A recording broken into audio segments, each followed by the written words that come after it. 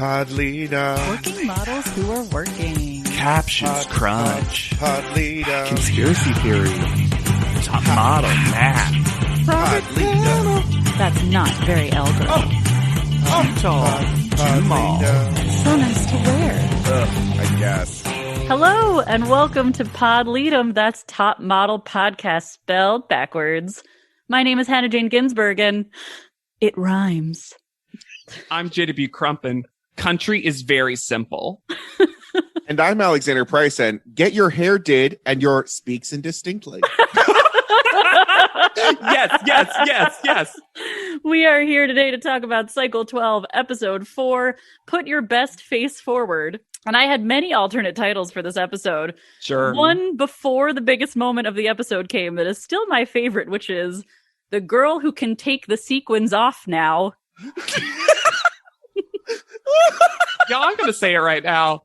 The quotes in that title might be our best intro ever. Real solid. And you know who else is solid? Our sponsors on anchor.fm/podleadem. One more time. That's anchor.fm/podleadem. There's also a link in the show notes for every single episode. And today we're shouting out a new sponsor, Lindsay. My best friend growing up from kindergarten through many, many grades was a Lindsay. So I've always adored that name. So thank you so much, Lindsay. I'm Hannah Jane Ginsburg, here to report to you from previously on. What's that ship sailing through the night? It's the previously on. Wait. Honk, honk. They tried to outshine each other, posing alongside their competition, is how the photo shoot is described. Mhm. Which was a secret challenge, I guess, because I thought the point was to both look good, but what do I know? And Nyjah didn't push her potential to the next level. Ugh. That was the problem. You know when you have potential and then kinetic potential?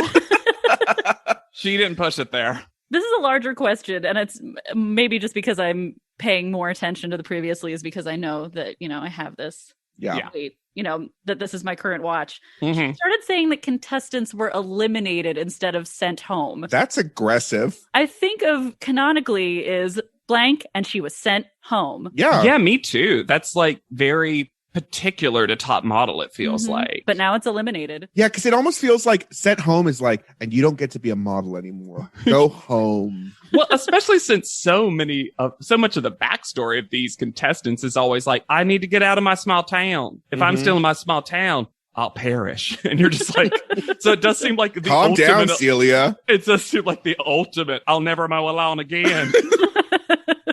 I like to imagine Celia mowing those lawns, but in the outfits that she's presented at panel. Would not Please. doubt. Yeah. Did anyone else have the realization that in the opening credits, there are woos that are like, da-da-da-da, woo, bum, bum, bum, woo, da-da-da-da, woo. This is the first time I've noticed that there were woos. I'm still so arrested by how poorly the photos are chosen and displayed that I can't even take in the sound anymore. Yeah, I don't watch this opening credit sequence like I do the rest. Like, I don't pay attention to it because I never skip it. I'm someone who never skips intros. I say if you do it on Netflix, you are taking money out of the mouths of the people who have worked on that intro. But with this one, I don't know. It's just like there's nothing interesting about it, which is so funny because it's also so crazy. But I think that's actually why I'm hearing things that I didn't hear before, because I'm not actually like looking at it the same way. Your senses I'm are just seeking like, a new refuge. Oh, by the time you get to the heights, you're going to be able to smell the fonts because all your senses are going to be activated. Speaking of fonts. Yeah. Oh! Written in the curliest curlicue, bam, attitude steals and then space, steals the picture. Mine was finally kerned correctly. Mine was Celia's hand. I know they said that they were going to display only her half of the picture. Oh, they said cropped out. She even used the correct language, technically. But why? If you're cropping out half of the picture and it's split so evenly down the middle, do you have half of a black blank screen and then the picture taking up the other half of the screen? It's just, why not just kind of fade out Celia and put the text over Celia or something. There was a way to do this. It's because they had to pay so much money to Disney to use that font that all the rest of the editing budget went out the window. But Sandra is here to delude herself further. Oh. Wow, I look so hot. And I'm not saying she doesn't, but man, there was no worse thing you could do for Sandra's mindset than to give her first picture. You'll notice there was no one around her. She probably sat and stared at that picture for hours. Oh, you know what? You're right. It wasn't like they all entered and looked at it like they always did. It was just Sandra. Maybe everyone else went to a dinner and Sandra's like, but I need to go home and see my digital art. Super cute confessional outfit, though. Well, I gotta say, the one thing Sandra can do, she can dress. Mm-hmm. She can absolutely dress. And accessorize. Another accessories girl in this house. Good necklaces. Mm-hmm. So, production went up to London and said, hey, we're gonna have a visitor. I need you to gather everyone in the house. I need you to, have a cash combo. And then I need you to scream into the microphone, the girls and I are just hanging around the house. And London's like, will I make top 7? This thumbs up. Can we talk about the rug in the bedroom with the stripes that don't match up? What do you mean they don't match up? In what way? They're not aligned. It's like, in cheap clothes that are patterned, how you know it's cheap if the seaming is off. And so the pattern is think tiger stripes, and they're like, what? They don't it doesn't look like a continuous stripe. They're all a little bit off. That's what this rug is like. It's a recipe for seasickness. Yeah. But London is our aspiring mystery novel writer. Mm-hmm. And before we do it, the doorbell rings. The face that Celia makes felt mean that they caught it on camera. It's like, huh? Who? What? Because she either actually didn't know there was going to be a visitor or is acting. Well, to be fair, from a distance, I thought it was Kimora Lee Simmons because it didn't necessarily look like Takara. The hair is very different. And I also think she's styling herself in a way that the makeup seemed different too. Also, did Takara know she was going to be on the show today before 30 minutes prior? I think she was maybe... I like to imagine Takara was out actually shopping for her own sleepwear. Yes. And they were like, Takara, someone bailed. Can you do it? And she's like, well, I am in the city, but I have all these bags of sleepwear. And they're like, we'll Venmo you. And you buy more for the girls. No, that doesn't track. Because let me tell you about Mira Kellis, okay? Oh, no. I'm always so scared. I don't know if this company actually existed. There is a Mira Kellis in Los Angeles, but it is men's and boys' clothing and furnishing. The website was bought in 2005, but has been gone since 2017. There is a Twitter account for the company that was started in 2009, and there are only 13 tweets and nothing about clothes. One mentions that it's raining, and another made a joke about Conan O'Brien. I'm really excited that this podcast has launched your second career as a private investigator. Yeah. Thank you. There is an IMDb page for the name with only one credit, and that's special thanks on America's Next Top Model. Mm-hmm. You can't find images of the clothing anywhere, and the only image you really find is the logo, which involves a giraffe. So question, who was this really? And they were like, but I don't want my name associated. Please mock up a box. See, here's my thing. I love the name Mira Kellis because it sounds like your mom trying to remember Mila Kunis. Yes. Yes. Your mom, who's a big fan of Robot Chicken, is a big fan of Family Guy, but she just can't remember that name. She hasn't put the face to the name, so it doesn't quite stick. Mm-hmm. Yeah. But then it's like she wanted to have a line of sleepwear, but didn't want to intrude on, Ashton's whole thing. So she was like... Think back to Cycle 2 when they all had to portray famous people on magazine covers. Mm-hmm. How good would Allison have been at Mila Kunis? Yeah. Just put a plop a dark wig on her. Yeah, absolutely. I get a barrel of whiskey, whatever that commercial is that Mila Kunis is doing. Was Natalie the best person to describe Takara? No. We didn't want to let Tiana, who seemed so excited, do that. She must have had a better, interview.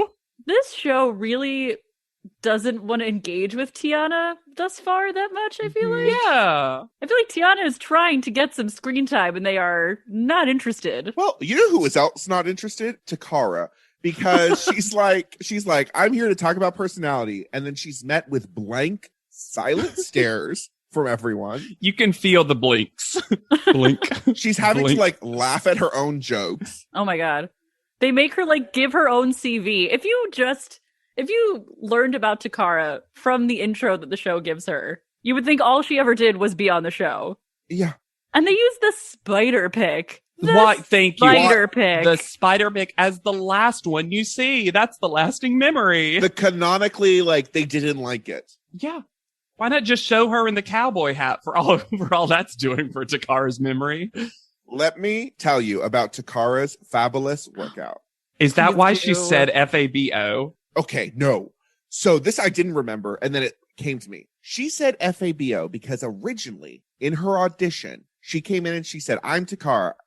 I'm fabulous. FABO. Oh, I forgot that. Then Tyra, kind of by making fun of her, repeated it at her and called her FABO. Mm. Also, there's a rapper named Fabulous who also spells it that way. And he got that name because in a freestyle, he misspelled fabulous. I mean, great. And Takara and Fabulous are friends that go to NBA games together. Oh. But anyways, let me tell you about Takara's. So this was the best autocorrect of her life. Yes. Takara's fabulous workout. You can not find the DVD anywhere. Oh. But it was a video to teach real size women the right ways to work out. Great. And it was $20 at Takara's website, iamtakara.com. But let me tell you about this website. It is still active. She is selling apparel, intimate apparel, and an IG Live masterclass. She's Mila Kunis or whatever the name She's is. Miracellus. As recently as this past March, every day from 10 a.m. and 5 p.m., she had a 3-week workshop that cost $250 that included one 30-minute one-on-one with Takara and an interactive Zoom meeting. You can also hike with Takara for $20, and it says, join Takara for a hike. Location, TBA. Oh, sure. She's waiting to see if anyone jumps at that. 2 things. So clearly Takara is Miracellus and was trying to backdoor launch her line of sleepwear, which good for you. Get something out of this. Second of all, if any listener has that DVD and you send it to our P.O. box, I will do it and report back. Oh, I'll do it too. I'll do that in a heartbeat. Absolutely. That's amazing. So she starts asking them, like, how would you describe your personality? Because Takara's already so desperate to get them to interact. Amina, who up until now I've loved and think has a very vibrant personality, kind of describes herself as just loud. And I don't even think that's true based on what we've seen so far. No. I was also so prepared to write down every girl's description of their personality, and there were 2. Loud and Courtney. Courtney's Don Rickles. Old male comedian in a curvy chick's body. Great way to describe Courtney. Yes. Absolutely fun. Sandra is not here for this comedy show. This is not a comedy show. This house is so opposed to personality that someone who laughs occasionally is clearly not serious about their career. Sandra's not even going to be the only one. Everyone's so mad at not Courtney for everything being has to be funny, Courtney. Courtney, take your break. By the way, sometimes my autocorrect changes Sandra to Santa. And it is a delightful change every time. Takara's like, this is boring. Give me a tour of the house. Mm-hmm. And then Takara's like, oh, how many stairs are these? Oh, well, okay. And then Takara gets a talking head where she says all the women are boring. And it's in her, as we'll find out, next day outfit. Because for a while I was like, when did she change clothes? The timeline is bizarre. But yeah, she hates them. Like she basically says top model's gotten real lame since my cycle. She looks gorgeous in both outfits. Oh, yeah. I love the blue eyeshadow. Can eyeliner. we talk about the art along the staircase? It is literally 14 Yep. framed pictures that are all either matte black, shiny black, or houndstooth. They ran out of Tyra photos. Yeah, I honestly think that was probably what happened. But why not put other winners? Why not just put everyone's bald shot? Or if you're committed, if you're sticking with Tyra and black and white, do Tyra's black and white photos that she's taken of top model contestants. Absolutely. I would even take the ones that are just like Tyra photos if you wanted, that aren't even fully black and white. It's okay to have some contrast besides baby blue. Now, they start having dinner, and Natalie decides that she's bored. And says, to be fair, I wrote the note, oh no, are we Natalie? Because she also thought Faux had the best picture. Did y'all catch Amina's hand also? I love it so much. And they kind of have this weird exchange where Sandra does her shark predator smile. Yep. And is like, but I got best picture, so I guess I'm the best. And Tiana is like, I hear you saying you want to say you're the best. I'm like, Tiana, Sandra does not need to be bolstered. Why is to Tiana defend like herself. 10 seconds behind the conversation? Oh my gosh. This is so funny. And for some reason, I thought Takara did more and was going to be back for this episode. And she just, or like back later in the episode, she's just gone. And personality doesn't really come up again. At all. No, you would think this would be like the interview challenge or like an ET moment's about to happen. Or branding. Sure. Absolutely. I do like that Takara has become the first major friend of the brand. Friend of Top Model. Like she just, yeah, well, but she also she got that quote unquote lifetime achievement award and whatever. The show's just decided, and she seems to be on good terms with the show. It's also weird because we've had a lot of past guests already. Bianca, Chantal, Takara. It almost seems like they wanted this to be like an anniversary cycle or something, but it's just cycle 12. It's lucky number 12. Tyra Chest is all about music. So they head to the Marquee, which is right by the Eagle and the McKitterick. Google describes the Marquee. The one sentence description of the Marquee from Google is colorful, multi-tiered dance club featuring 30-foot ceilings, LED screens, and plenty of night owls. So what a wholesome description of a club. I love it. I went to their website. If you are named Isabella, do not go because the flashing on the website. On the website? Yes, deserves a warning. That's bizarre. They're like, oh, we'll give you the experience on this website. Keep in mind, whatever time of year it is, it's the coldest it's ever been. I think, okay, I have a theory. Faux looks like she's in pain while she's walking. This is why every photo shoot is dark. It is winter time. Oh, and it is getting 4:30 sunset. 4 o'clock sunset. That's actually really, really, oh man, must have been so cold on that double-decker bus. Why would you do it during winter though, when it could very easily start snowing? And they can't even do super early morning shoots because it's still dark. Right. Yes. Ugh. We meet Sky Neller, who, and this is a new Tyron for us, a DJ/model. A DJ sensation. Mm-hmm. According to Betty Ninja, they'd met before this. Nothing about their interactions imply that, unless he met in the dressing room beforehand. To me, it was very two people on their first day as local newscasters together. Ooh, sure. I don't know what the two of you are talking about. There was never more warmth seen than when Benny Ninja said, all right, Sky, could you play that funky music? Hey, Sky's about to drop some tracks. Whoops, dropped all those tracks. In those discs.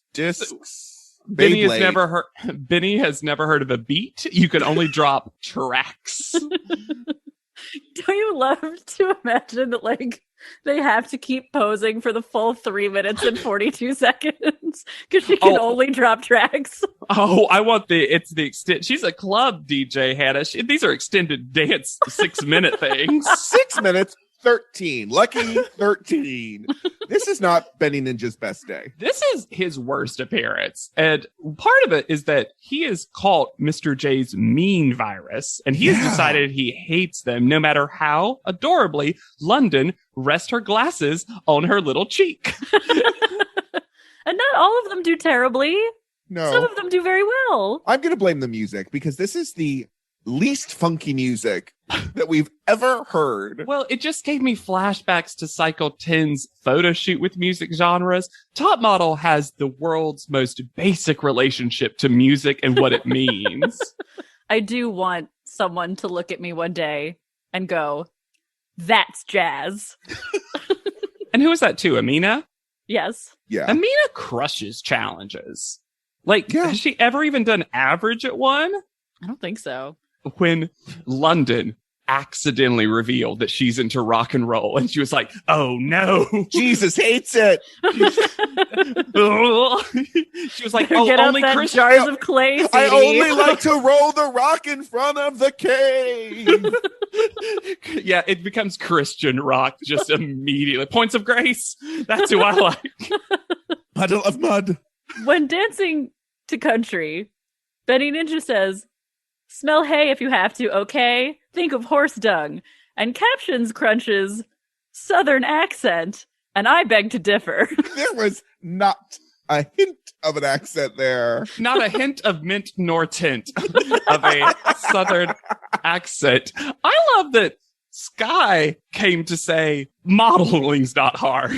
Because Sky goes, it's not brain surgery. Really? No, it's posing.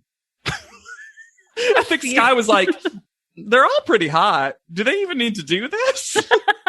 I have a theory that whenever challenges are explained, Allison is just drifting and thinking about like nosebleeds. Her response, I'm not asking you to dance. Oh. But there was music. Okay. Does this house black out in between things? It's maybe Are Sandra. they just so cold? It's like Stepford Wives. Sure. Sandra changing them all so they all have this just like blank period between sentences. They just activate all at the same time, and it's always post-explanation. Benny catches Celia's Shakespearean disease, and in speaking to Talia says, if you are not confident, you need not be here. You needn't. Yeah, Benny was having like a rough day. He is so terse. Maybe with everyone. Maybe there was some switcheroony going on with Chikara and Benny. Like they weren't supposed to be the same day. One of them was not supposed to be here. Oh. So I don't know. I also like the version of reality where Benny and Sky are exes. And they were like, they had to go back. And they were like, okay, well, go behind your DJ booth, Sky. Okay, Benny. Benford. Play Skylar. that funky music that you love. So Allison and Celia have a quote unquote conversation about, I guess, Allison being shy and sucking. While she changes. Yeah, Who started this conversation? Why did this episode need this padding though? Like this doesn't think come it's setting up for an alliance between them in the coming episodes. They're being like, see how they're friends and they only talk to each other and plot. I think they're trying to give Allison a growth arc that's unnecessary. Yeah, because she's already doing it herself. Yeah. Already doing it herself, but also I'm going to say it right now. Based on the episodes we've seen, I would put Allison on the bottom half just because Allison seems like besides taking photos, she's kind of not good at anything. Even like reading comprehension and active listening. All the mermaid hair. It's just like a ear muff. Yeah, she can't hear. That hair is just exploding too. I don't know what's happening. How are these bangs getting this long so quickly? Every day a new layer. I don't Every know. day a new layer. So this was, I know you did it for your opening quote, and this is one of the best things, is her dejected sounding sigh. It rhymes about the Tyramel. Because also, why did she feel the need to say it? She was about to read it. Love her lounging dress, though. Yeah. London tries to narrate, but hasn't been given enough context. Oh my God. Because I see Benny and 2 others. We didn't want to interview London after she had met them. We arrive at a place called The Mansion. And this is the part of the episode where I cosplay as Alexander. So I Googled Mansion NYC. It is very difficult to find information because the first thing that comes up is a diner. And you know I love a diner. I'm from Jersey. It took me a very long time to find something relevant to this mansion. And the only thing I could find was a 7.5-minute video on YouTube of blurry close-up dancing from the opening night of Mansion. Both professional dancers and non-professional dancers, including a girl wearing metal panties who then like takes a saw, like a small circular saw to the panties so sparks fly off of them in the middle of a crowded club. But I do want to read you the description of the video on YouTube. Oh my God, please. This was published on March 2nd, 2008. Mansion, ... party, the wow factor, Mansion nightclub in New York City, a Fashion Week wrap, shot on location and edited by Richard Renda, totally cool. Here you are, invited to the grand opening party at Mansion. Step inside a nightclub like you have not seen before, hosted by Jeremy Scott, Mark Baker, Kelly Catrone, and People's Revolution PR. Big hugs to everyone. Mansion party, a visual experience that has to be seen. Note, no effects were used in this video edit or processing. Not motion, not anything. Simple short dissolves only, and an open shutter. Imagine that. Now watch it. Okay, Kelly Catrone obviously wrote that video description. I just don't. Why did they feel the need to explain that there was no editing and then exactly what the editing was? There must have been comments about it. Oh my gosh, that is so weird. The only thing I could find about this location. The only thing you need to find. I think that tells you everything we need to know. The 2 others London referred to are the blondes. Who were here as a favor to Betty Ninja? Yeah. Could David Blonde be any more bored? Yes, but also, could David Blonde be any more cute? Like, I love the one time he chuckled and I was like, and he left the moment that happened. Because it's David and Philippe. Philippe, yeah. Yes. Yeah. And they're here to give everyone the same gown except for Talia. And we'll talk about that in a sec. This is a personal note that I apparently wrote. I watched this episode very late at night, so some of my notes are a little bit on the loopier side of Podleadum. I just wrote, I love the word heat. And I know what I meant. I just like it when we describe competitions as having heats. And Benny Ninja seemed very excited that there are going to be 2 heats of 5. Yeah. And it's just posing to gays who get to scream at you or boo you. Benny Ninja had to explain so hard how this was going to work. There were so many rules for what ends up being walk out, pose. Get boo or at, cheer. Yeah. Cheers or jeers. Yeah, it was just 2 heats of 5 each, and then each heat's winner will go head to head, and then me, Benny Ninja, will choose the winner based on the crowd, who are going to be like, you're great or you're sour. He all but put a green visor on and pulled down a chalkboard with the odds for each girl and asked the blondes to place their bets. Like, well, and of the many pose-offs that Benny Ninja has presided over, this seems like the least complicated. Yeah, I would say the drag queens shaking their fingers at them was more complicated. Yeah, because who knows if that's good or bad? I still don't know to this day. Or, pose to show off your ankle. Mm-hmm. The wigs that these models are in. Putting a blonde wig on a blonde model was the funniest thing to me, with just a stack of wigs. Why on does top Allison have to wear a wig that looks exactly like her hair? Celia got her stringy blonde hair back. Got it back. And when they do, the Brady Bunch shot of 9 of them to show them all at once. It is overwhelmingly stupid that they did this. And look, I get it's the blondes. That's their thing. Yeah. But still, like, you didn't need to do it for this competition. You already showed the runway show that they do that. The makeup of this crowd is very strange to me because it seemed like there was gay people in the front facing them, and then the sides were full of contest winners of straight people. I don't understand what was going on. And then there's people who said, it is cold in here, I'm leaving my sweater on. Yes. And then you have like a ballroom icon, Kevin Aviance is like in there. Just there. But not referred to. No Tyron. No. This isn't it's so strange. Oh, what was that weird thing where it's like, it wasn't Kevin Costner. Who was it? Sean Penn? No. Oh, yeah. It's Dennis Quaid. Dennis Quaid, thank you. And there were all those that famous time people. Kristen Ritter was in the audience. Yeah. Who knew? I had no idea looking back at Top Model we'd see all these famous folks just like in crowd shots.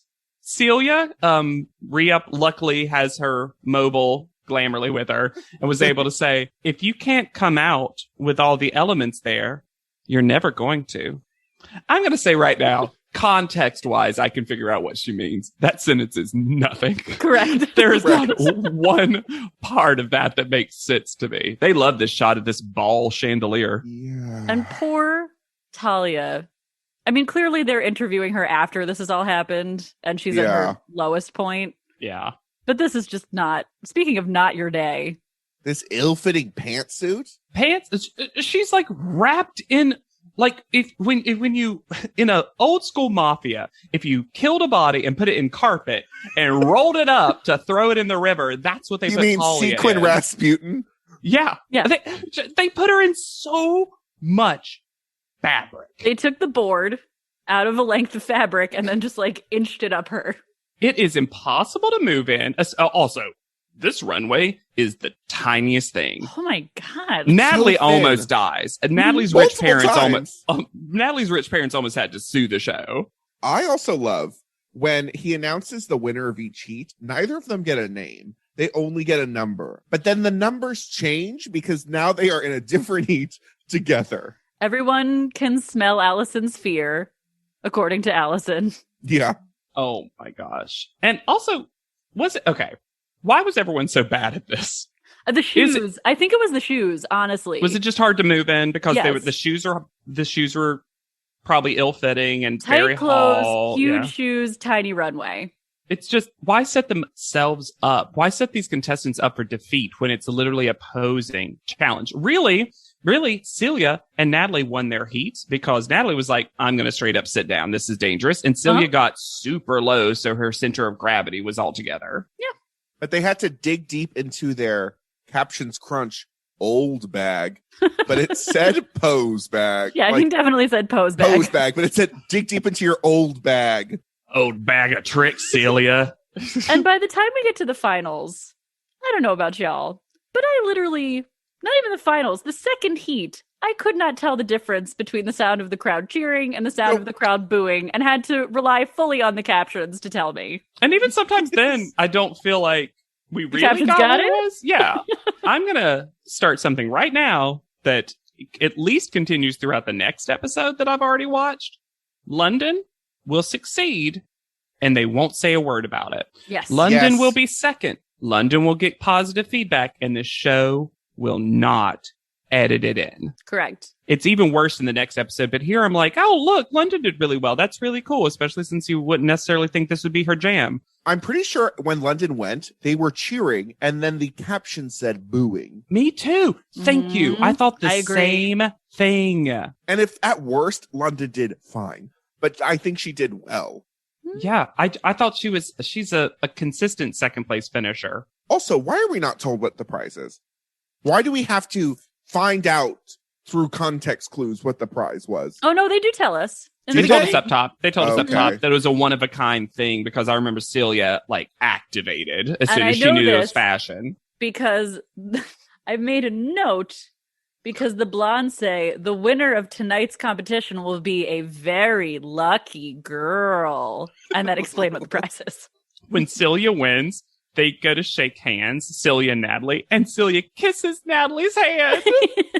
She's still working. Celia is still in character. Oh, absolutely. Also, she will just wear this outfit for the rest of the episode. Was that her prize? I think, Yes. I assume it was the one she was wearing. Yes. So it wasn't one of a kind because everyone was wearing the same fucking dress. The only one that was one of a kind was Talia's because they forced her into this. Oh my gosh. I'm sorry. I didn't realize that watching this cycle back would make me feel so bad for Talia, like this bad for Talia. Because it's all we subtle haven't even stuff. gotten to that part of the episode yet. I know. Also, the wig was part of the prize, apparently. Or Celia they didn't notice that she had it on. She stole that. Everybody else is in their comfy clothes. Because you can't be a sad girl on the steps if you're not in comfy clothes. Oh yeah. Talia loves sitting at this landing. Is this But halfway up? Everyone loves sitting here. I think they just get tired and stop. Oh yeah, I think you get 2 floors up and you're like, Well, I'm here now. I've already got my food, I guess. When Allison captions Crutches, mouthful, are you okay? One of my favorite captions Crunch of all times. And then, I gotta say, Allison, just a little bit of a pot stirrer. Yeah. Just a little, and she definitely rewords this to be worse. Yes. She does. My problem with Talia is she tells things to people that are not her friends. Yeah. It's not a problem with her so much as like, Talia has too much trust in her heart. Yeah. Oh, honey. Yeah. Yeah. And I will say she's pretty mercurial. And I'm not saying that being wrapped up in a thing of fabric that they just found on the floor wouldn't piss me off too. Mm-hmm. But she doesn't help them or herself by being like, I did great. Hooray. I did terrible. I want to leave. Yeah. Again, Natalie is us. Yeah. Natalie is the one who will like word that. Before we get too deep into this actual conversation, did you both notice the random folding chair in the hallway? No. Have they literally? It was just a folding chair that was completely set up. And I think they literally hang out on the landing so often that they just have started to bring furniture. It is hilarious. Celia has to walk around it to go gossip with Allison. Here's my problem with Celia and Allison. We've seen contestants on Top Model break down before. And they're very aware that she is breaking down, to the point where that's the language that Celia uses. It is very strange to me, in response to witnessing someone else's breakdown, to say, how dare they? It's a very odd response to me. Celia is so upset that Talia has theoretically taken the place of someone who quote-unquote wanted it. Imagine if Celia had been on the same cycle as Cassandra. Or Anna. Yeah. Oh, well. Janasha. Absolutely. Janasha, I feel like Celia would have paid no mind to. The rest of them I'll give you. Couldn't see her. Too short. But I wrote the note, Celia seems like the worst person to admit your true feelings to. When Allison tells her, it galvanizes Celia. Mm-hmm. She's like, And then I think in her confessional, I think for a second, she's going to say something sensitive because she starts the sentence, well, for me, I'm like, and then this is how it ends. For me, I'm like, leave. Oh, we really twisted halfway through. And then she goes on, and I'm just like, oh, wow, you could care less about how she's doing emotionally. But even beyond that perspective, somebody who's breaking down this much, you don't have to make a plot to get rid of them. No, they'll go by themselves. Yeah. Yeah. They'll self-sabotage. It backfires spectacularly in her face. Welcome to our ugly home. Reddit is back for a historically hideous season. It's our 100th ugly house. This place is mayhem. That is impressive. And if these walls could talk, Do you cry a lot? I do. they'd have a lot to say. What in God's name is this pit? Don't get too close. You know, if you see the show, I'm a scaredy cat. Ugliest House in America, season premiere, Wednesday at 8 on HGTV. I had that dream again. My small business needs to hire, but I don't use LinkedIn, and I hire wrong. So then I'm doing IT, and when I go to plug the servers in, they become sentient, and they won't let us access our network unless we forward their chain emails and memes to more and more and more people, and then I wake up. Don't let hiring nightmares ruin your dreams. LinkedIn Jobs' new AI assistant finds and invites best fit candidates to apply, so you can discover talent you may have missed. Post your job for free at linkedin.com/quality. Start hiring today with LinkedIn. Oh, such a clutch off-season pickup, Dave. I was worried we'd bring back the same team. I meant those blackout motorized shades. Blinds.com made it crazy affordable to replace our old blinds. Hard to install? No, it's easy. I installed these and then got some for my mom. She talked to a design consultant for free and scheduled a professional measure and install. Hall of Fame son. They're the #1 online retailer of custom window coverings in the world. Blinds.com is the GOAT. Visit Blinds.com now for up to 45% off site-wide and free professional installation. Rules and restrictions apply. The Tyra just birds? Just birds? So London reads this Tyra mail, and at the end turns Love Tyra into a little song. And that's when I wrote, all right, y'all, I'm London, fine. Yes! Yep. Thank you. Doesn't get the respect she deserves. No. Would you be as excited as London is for when Benny Ninja is announced to be their husband? It is so funny to me that when they get to this photo shoot, and we'll talk about what the photo shoot is, but that they announce that Benny Ninja is here for no reason to be a character of their husband in the photo shoot. London is so excited. Welcome to Statue Cruises.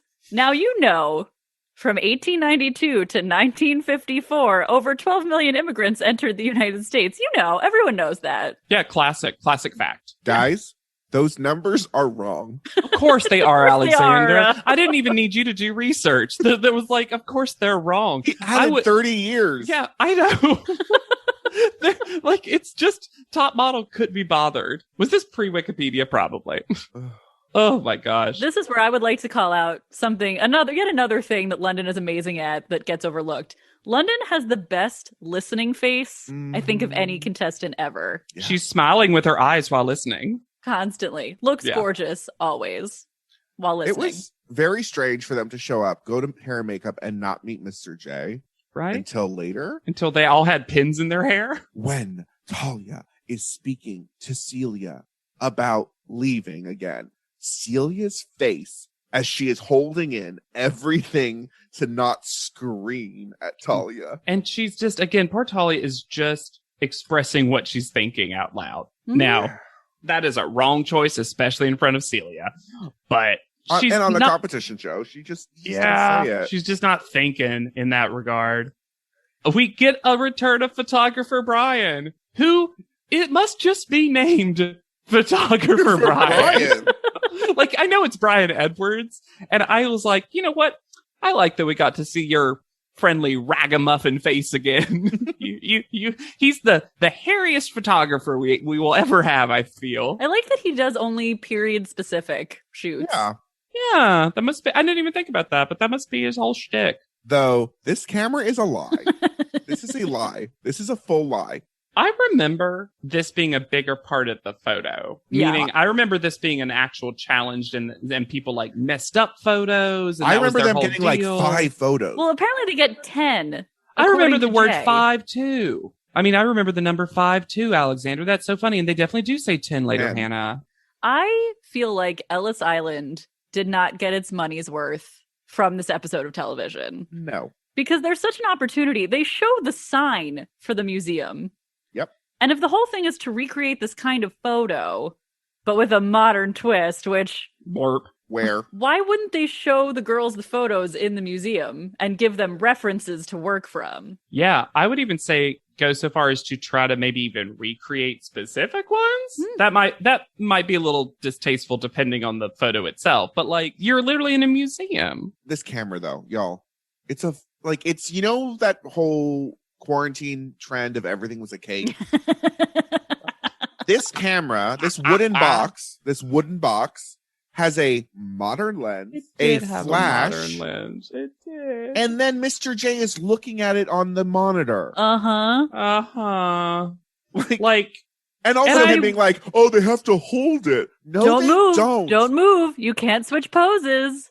Because it's a shame, because it would have actually been a really cool challenge. Yeah, if it was actual, like, the wet, whatever it's called, where it's like wet photography. I also really feel like they don't take advantage of the emotion that could be really inherent in doing a photo shoot like this, which is so weird. I mean, I guess it's not the issue photo, so it can't be deep and meaningful, but like, my great-grandmother's name is on a plaque at Ellis Island. My family came through Ellis Island, and I think there was an opportunity to make these photos more interesting and meaningful that they just completely are like, meh. Yeah. And it feels like when there is an emotion in the final product and or a contestant discusses it in her talking head, it's like accidental. Yeah. And like of Natalie all makes people, well, but not only that, but Natalie does have like, if I remember correctly, some actual backstory, at least knows something about her lineage. But also, I'm like, if Natalie's the only one talking about this, I feel like you haven't done your job, top model. Also, no one woke up Courtney because she just had a nap. Like, what was going on? Also, what was going on with her eyebrows? Yes. What happened to her eyebrows? They got smudged during her nap. I feel like they were all just so scared to move. Right? Even their faces. Yeah. Like the challenge became a hold the pose challenge, which I sort of understand because of the theme of the week. Yeah. Mr. J just doesn't direct them anymore. Well, when Sandra was told to give a more interesting pose, she just put her hand in her pocket. At one point, Benny Ninja just starts directing. Courtney, because for Mr. sure, J isn't saying anything. Because they don't ever speak to Courtney. Yeah. They never give Courtney any direction on this show. And I don't understand. And then I'd like to bring this up because we're about to get to it. London comes on and Mr. J's like, I would say, like, think of Titanic. She's like, oh, that's exactly what I was thinking. She's posing. Benny Ninja's like, she's amazing. Jay's like, she's great. Wait till we get to judging. Yeah. Because there was not communication of what this photo shoot was. Nope. Yeah, absolutely. It was not clear. And it's just one of those things that, I think you're right, Hannah. I feel like this is such a wasted opportunity. Mm-hmm. Also, why is Allison wearing an emo outfit from 2005? Those are just her clothes, right? Yeah, right. Yeah, absolutely. Absolutely. It was so strange. Everyone else got giant dresses and headscarves, and Allison is in a sailor beanie and a striped boater top. Well, unless you're Faux and Talia and you get a flower in your hair as well. Yeah, you know how when you cross the fucking Atlantic, you put on your finest flamenco shawl. Yeah. And fresh flowers. It's as though Mercedes was selling flowers on the ship across the ocean. I would like to shout out the hero of this photo shoot, Tiny Ginger Bowl Cut. Tiny Ginger Bowl Cut was a haunted doll that came to life. I was so uncomfortable with Tiny Ginger Bowl Cut. I loved how many people talked about that they loved working with the kids, Pauls and Benny. Perfect. Wonderful. I just watched a horror movie the other night called Whomever Slew Auntie Roo, starring Shelley Winters. And there is literally that same child is in this movie from the 70s as an orphan. I swear to God, it's the same person. Well, that's why he's had such a good modeling career. He's ageless. He's 90 years old. That's why he's so haunted. That is what we call 30 never. 90 never. London continues to be... This is just a London appreciation episode now. It's a London appreciation podcast. Podcast. Yep. Fair enough. She comes in for the tire bell, drinking from a full plastic gallon of water. Relatable content. Right? She knows you have to get the water in. Water. And this is where Natalie says kind of what Alexander was saying earlier of like, she's frustrated when she's doing poorly and she's thrilled when she's doing well, and how frustrating that could be for the other contestants. Yeah, absolutely. Sandra has the tiniest bit of self-doubt. She's like, I don't know if it was my best picture. Not my best. So there's definitely an air of plotting and scheming in the bedroom, but it's also got to be the least effective scheme of all time. Very non-specific. No one seems to have agreed to the parameters. Mm-mm. Well, this is one of those things where Celia really, truly wants to do this and does, to be fair. And she's just saying it and assumes, I think, that because everyone else is not denying that they're going to do it, that they're going to. We've all been in a job where management sucked, right? And we're like, if they ask us to work or if they ask us to come to a team meeting again where they don't pay us, we're all just going to walk out, right? And people are like, I was in that room. I'm in the room with you while you're saying this. And then the team meeting comes and she's like, this isn't right. Let's go. And walks out by herself. Yeah, it feels like she's envisioning a Spartacus moment that is not going to happen. She thinks she's Norma Ray. Yeah. And this is it. And also, I just don't understand why so pressed about this. Like, why so frustrated at something that just seems like an 18-year-old contestant was unsure of herself and talking aloud. And once again, just let her self-doubt take care of itself. Yeah, it's right there in the word self. But as a top model, you'll have to travel to many foreign lands. Not this week. We're not going abroad. So I don't know why you're talking about that. It's also not a rule to live by. But those kids look sad and cold. Yeah, Tyra's like, we're going to get one picture where these kids suck, right? So I look good. Can we make them blurry on purpose? I would have loved if it had been just the kids from the other photo shoot and they were in it. You know what I mean? It's just any kid at this point. Yeah. Tyra's bow patterned blouse that ends in a bow itself is the most literal fashion choice I've seen her do so far. Thrilled me. The hair. How did we feel about the hair? Tyra's? That's not the worst. Yeah, Tyra's.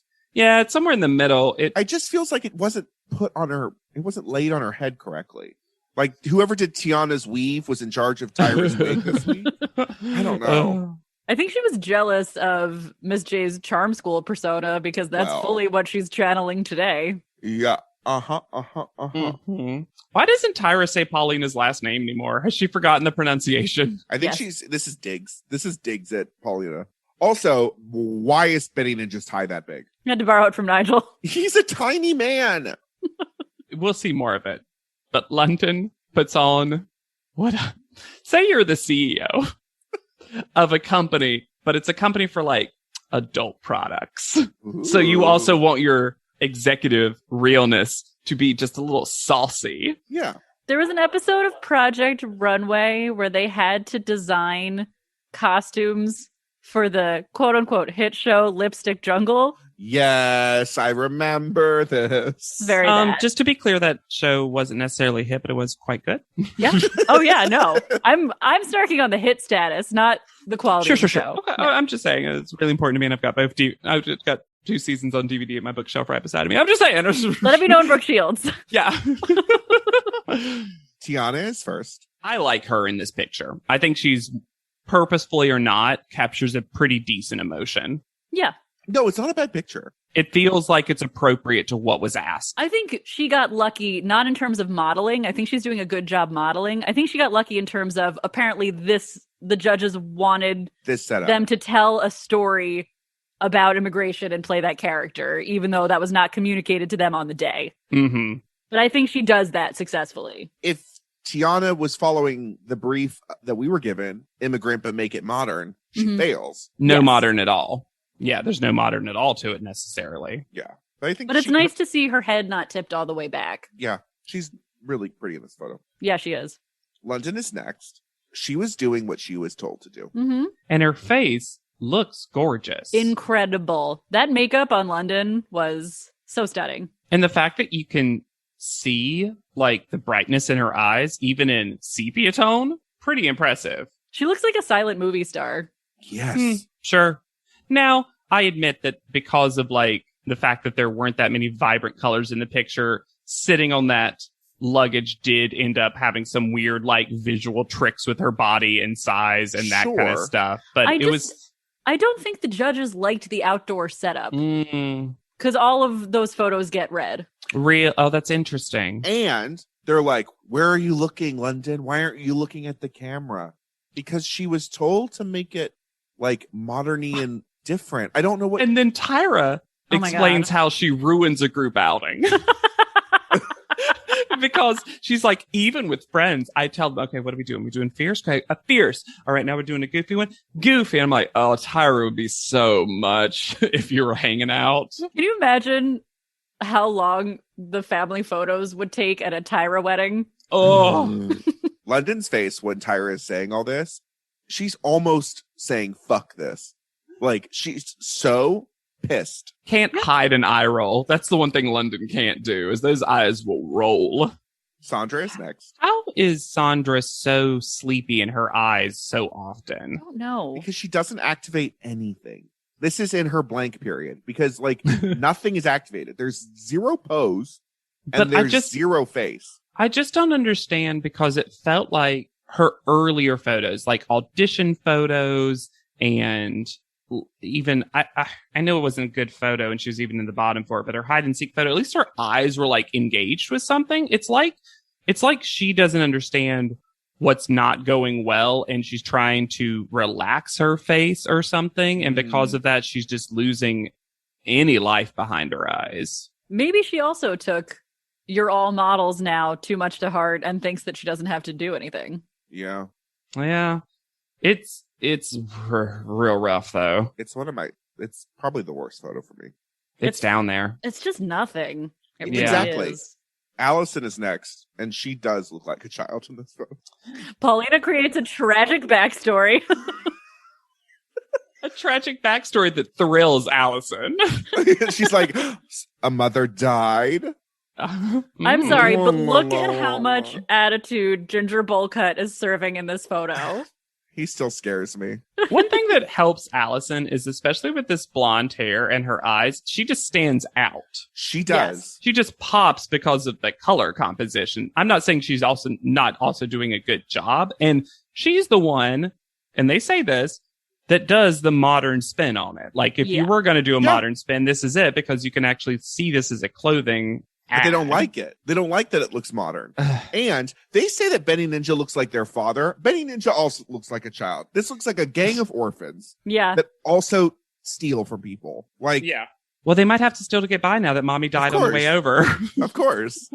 But they're all children in this photo. They put what they steal under Allison's hat, and that's why it's so tall on her head. She's got 3 perfect bagels. Amina is next. I like Amina's shot. This is my favorite photo so far. It's very good, I think. And it's definitely a step up for Amina. Absolutely. It's well positioned also. Mm-hmm, yeah. Mm-hmm. And she doesn't look like just a blob of fabric. I love I love both girls sitting in the front. Mm-hmm. Now, let's talk about the feedback. And she gets positive feedback, but from Benny Ninja, he wants to say something to help her, but this is nothing. This is another nothing sentence where he says, you're a great poser. You're a great poser. Practice to take it to the next level so you have range. What do you, but I'm great at it. What's the next level? And also I don't have range is what, the sentence makes no sense. Yeah. No. And God bless her, she just nods along like, uh-huh. I mean, it feels like I'm safe, so I'm not gonna. If I could like take that and extrapolate, it's that I think she, like Jocelyn before her, does very wide poses, and he probably on the shoot saw a lot of just wide posing. Perhaps, and that has been what we have seen in pictures as well. Yeah, Faux is next. This picture is fine. It's not good. I think what's weird is I remember her having better ones, like in the moment, like when we saw her being shot. She went sad when she was posing. Well, the eyebrows they put on Faux were like, do you remember on Drag Race when 2 people did the same sad eyebrows? Yes. In one challenge? They gave her those eyebrows. Purposely sad French eyebrows. The placement of the flower is also suspicious. It looks like a little tiny bun on her head. I think her shot would work really well as a solo shot. Yeah, can we just have solo shots in the show, please? Ever? Instead of 5 group photos. Well, and the groups are getting larger every time too. Now we're just letting the Do we have a judges dog? be in them. Does anyone on Ellis Island right now have a dog that we could just put in this shot? We'll accept a cat. Do we have flowers and or 1 or 2 male models, depending on your perception of male beauty? I just don't think that she deserved how hard they went in on her. No, I agree. Because they don't like the modern. They don't like this. Like, I don't know. It's not what they wanted. I will say she's in my bottom half of the girls, though. Oh yeah. Yeah. It's not great, but no, it's just because I'm kind of like dulled by it. I think they just really hated the setup, though. Yeah. I see what you're saying now that we're looking through all the pictures. Natalie is next. Before we get to Natalie, Ginger Bowcut is fading away as a ghost. Did he get killed in the past or future? Yes. Is this Tyra's best accent work? Yes. It's not bad. Yes. I also thought that. I was like, wow, you really did get a good British accent by mimicking Keira Knightley. Yeah. Yeah. And that's your secret. I would argue it was a subtle accent. Maybe that's a secret? Definitely subtle for Tyra. Oh my, well. Oi, governor! I love how you just threw. The listeners can't see this, but JW like threw his head back as though he was Kathy or Kermit the Frog. Unhinge that jaw. Let London come out. This photo is kind of nothing, right? I mean, she's another one that definitely did the modern take. Yeah. Mm-hmm. You know what? Here's the thing about Natalie. I actually think Natalie's a good model. I think Natalie, compared to everyone else, is the most practiced model in the sense that, like, she's like, this will look good. Here.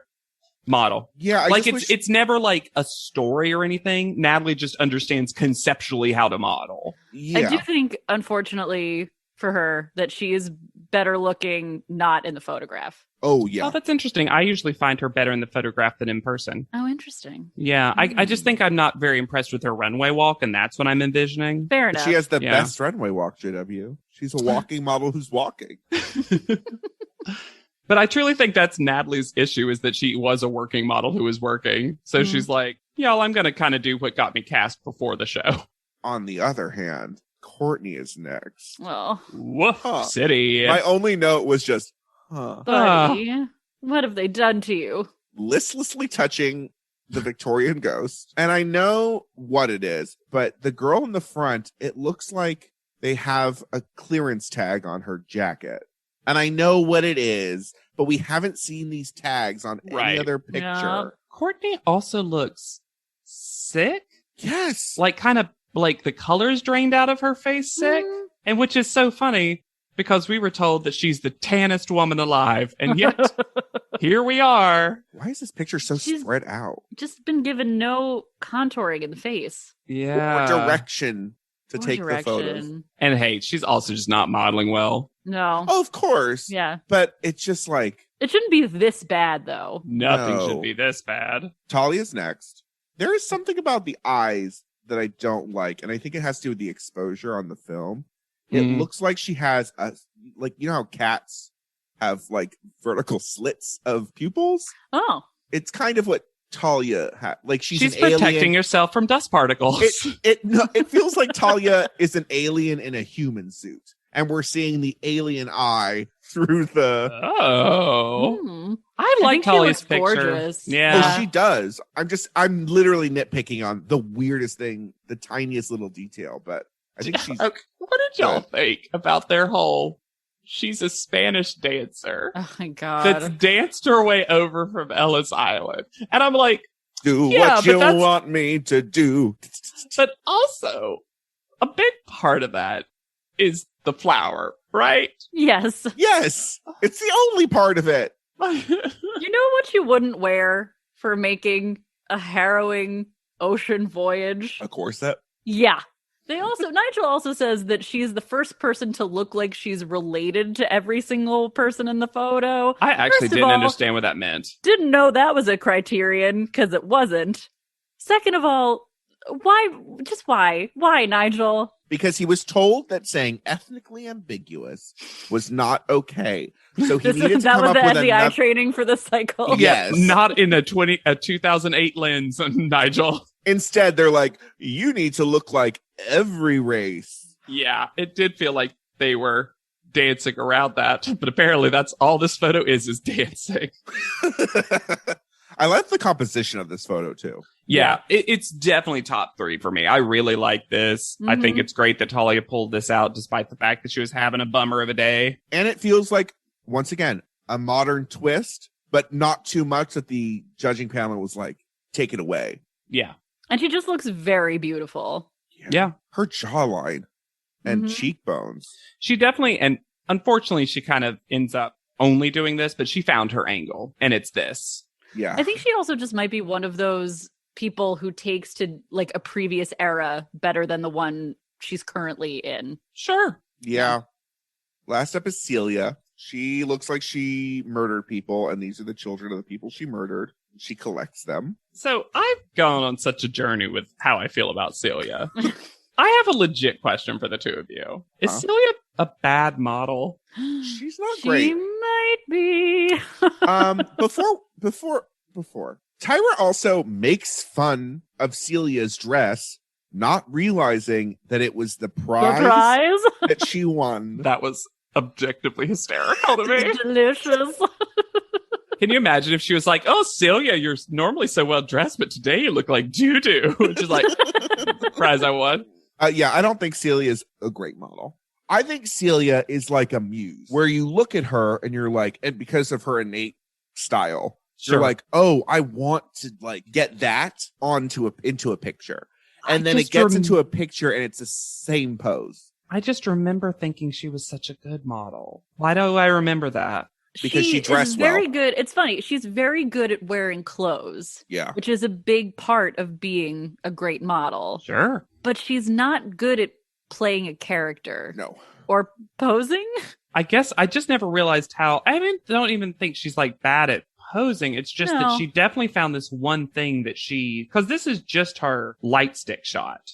It's crazy when they show them side by side a little bit later during private panel. It is exactly the same pose. Yeah. The face is worse because she looks like she is eating something and had to hold it for the photo. So she's like, further away from the camera. She's further away, yeah. From the camera. Digital art. But which one of you will be denied entry? Has been denied entry. It's already happened. So they've already sent you back. Which one of you has cholera? So now that we're into private panel proper, Miss J calls Sandra boring as homemade soap. I'm going to say right now, I don't find homemade soap boring. What does this mean? It made me spin this whole tale where Miss J's best friend has gotten into making their own soap and won't stop talking about it. Sure, I love that. And he's like letting them know without letting them know. Like the soap itself is not boring, but hearing about the process is very boring. Exactly. Yeah, because I'm going to argue objectively. I watch a lot of YouTube videos of people making cold processed soap, and it's usually pretty intriguing. Right? Also, wouldn't like Dove soap be more boring than homemade soap? Again, yes. It doesn't have flowers and shit in it. An exfoliant? I don't know. I want to go over to your place, Alexander, and just have a bar of soap that's just crammed with carnations. You're just like, this is interesting soap. Look at all the crap in it. It's rotting and moldy. Look at it. We find out that Nigel is pulling for Courtney. Since when? We saw him on the photo shoot, and he said not a word. Also, how is Courtney knock-kneed? They cut right to them, and I didn't see that at all. Nope. I feel like this was Tyra being like, hey, Jay, I need you to say knock-kneed so I can talk about myself. Thank you. Yeah, and usually Miss J is pretty right on the money. Like when in Psycho 11, he talked about Samantha's like bow-leggedness. We were like, yeah, like we can see that. We have footage and pictures of her. We know Tyra's Chinese food order. And Nigel is hungry. This is the episode where Nigel starts whispering asides.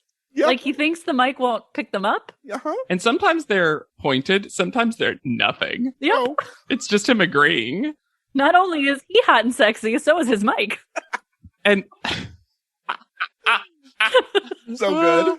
God damn it, Hannah, that was such a good joke.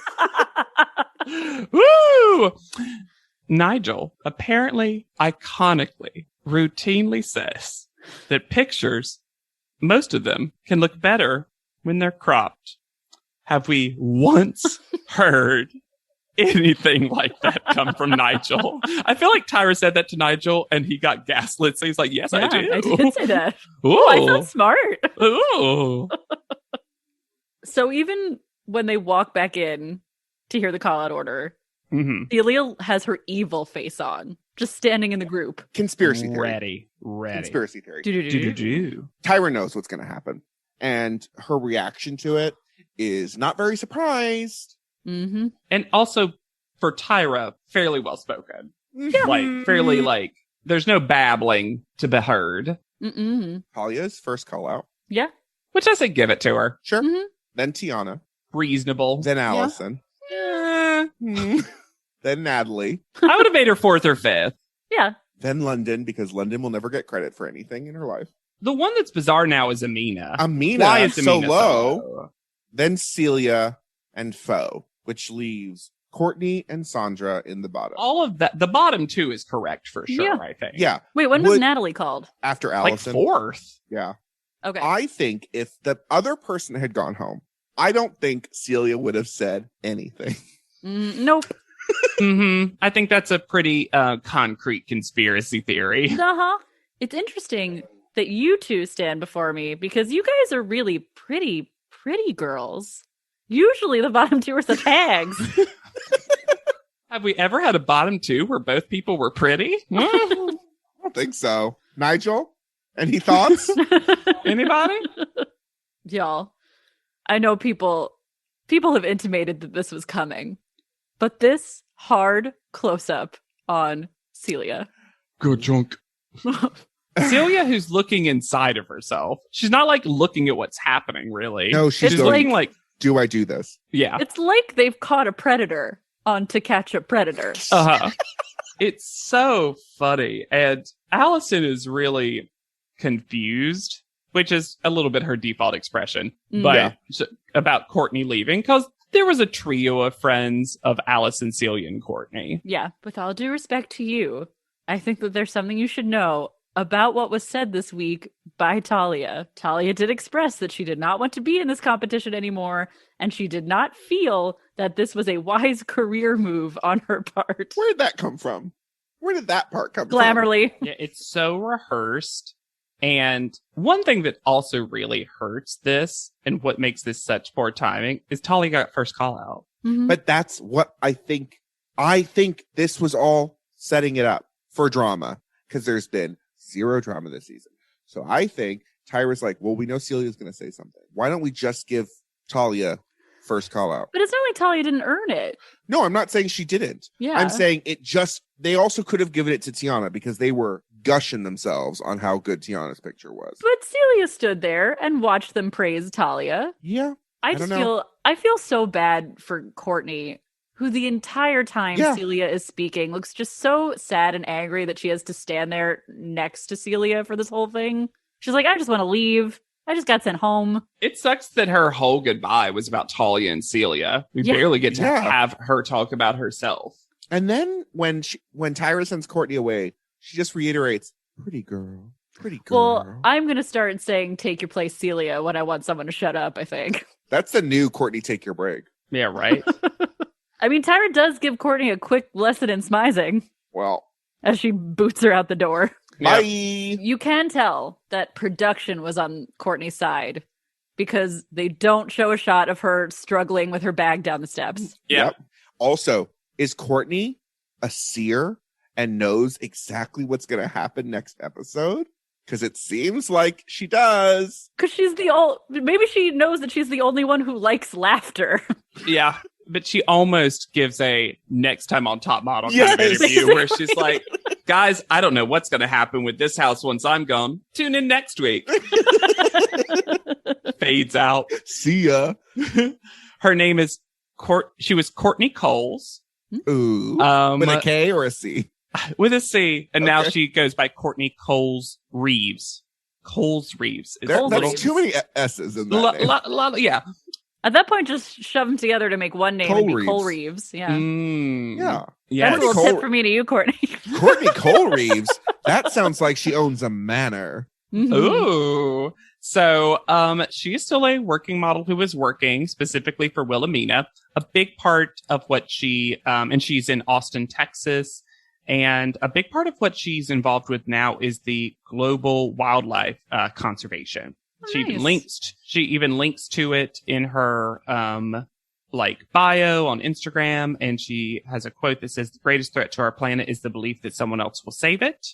Huh. Recently, she talked about, I believe she herself had a miscarriage, and she opened up a lot about it and talked about in a very candid way in a particular Instagram post, which, if you're in an emotional place where you can read that, it's really lovely what she talks about. And, that's something that still, I think, has a lot of stigma attached to it. Yeah. So I appreciate that she did that. It's a very recent post, like her second or third one as of the time of recording.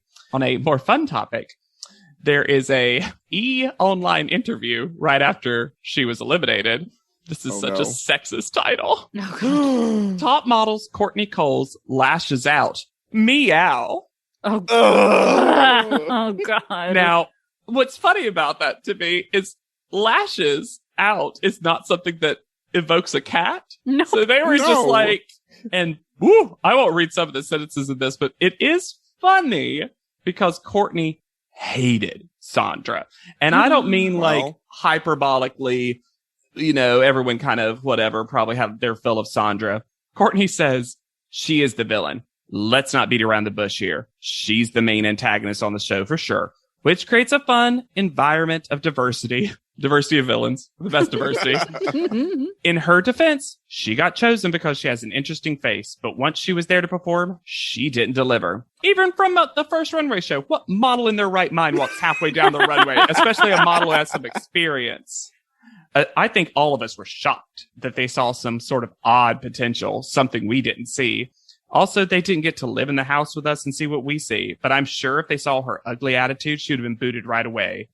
People apparently ask her about Sandra. She's like, I'm like, yeah, there's no editing. In fact, they could have shown more. Wow. So Courtney is the fourth host of Pod Leadum. Yeah, right. Seriously. It was just, but if you look at her Instagram, it also contains a lot of recent modeling pictures. She's just so gorgeous and seems like just cool model who also has a cause that she's working for that's environmentalism. Cool. I ended up liking Courtney a lot, and I talked about it in the earlier episodes, but she really just did seem fun, and occasionally it tripped into corny and a little too much. Yeah. But that's never going to bother me so much. No, I just wish we had seen one photo shoot where Courtney got one comment while she was taking photos, because I don't feel like we got any idea of her ability from this show. One thing that was interesting was that Courtney in the audition episode really positioned herself as that season's plus size contestant. Right. That was not something the cycle dealt with her a lot, though. At all. Because with every other, and I guess it's a good thing, but with every other cycle, if you're the plus size contestant or one of two in Whitney and Diana's case, Diane, I always mix those two up. I always mix up their names. Diana. Yeah. That becomes your whole deal, for better or worse. You're going to talk about it all the time. It becomes such a defining characteristic of you and how you're dealing as a plus size contestant in the show and also in the modeling industry. That didn't come up for Courtney once that I remember. No. Which is just interesting in terms of that. You kind of forget that that's I think they used her place on the show. They used all of the zooms on Talia that they would have used on Courtney. To be like, look at this role, and then coming up with someone else. Potentially. We also have another contestant who unfortunately is going to get a weight-based edit. Yeah. Yep.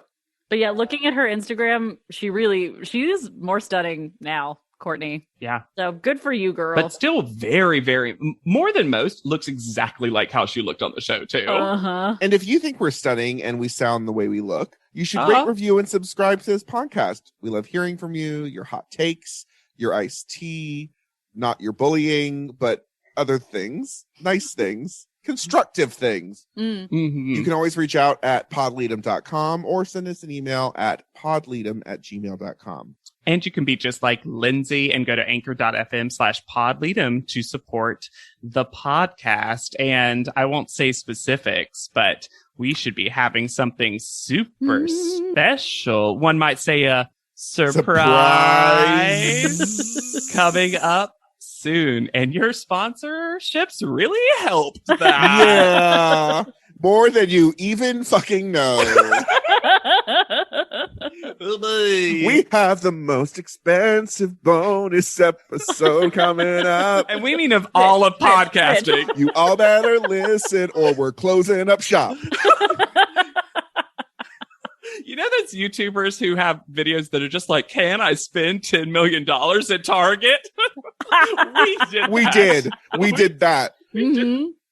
Oh no. You can find me anywhere at Yet Charming. Come say hi on Instagram at Hannah Jane Ginsburg. And I'm on Twitter at JW Crumpet. Twitter's been pretty popping lately. Thank you so much for all those tweets, y'all. So be sure to use the hashtag PodLeadum whenever you do, so that we can group them and just see the long list of PodLeadum tweets. Hell yeah. So for PodLeadum, I have been Alexander Price. Guys, did Michelle enter the chat? I'll be Hannah Jane Ginsburg. And I'm JW Crump. And we'll see you on top. PodLeadum is not endorsed by America's Next Top Model, Tyra Banks, 10x10 Entertainment, or any of their subsidiaries. It is intended for entertainment and informational purposes only. America's Next Top Model and all names, pictures, and audio clips are registered trademarks and copyrights of their respective trademark and copyright holders.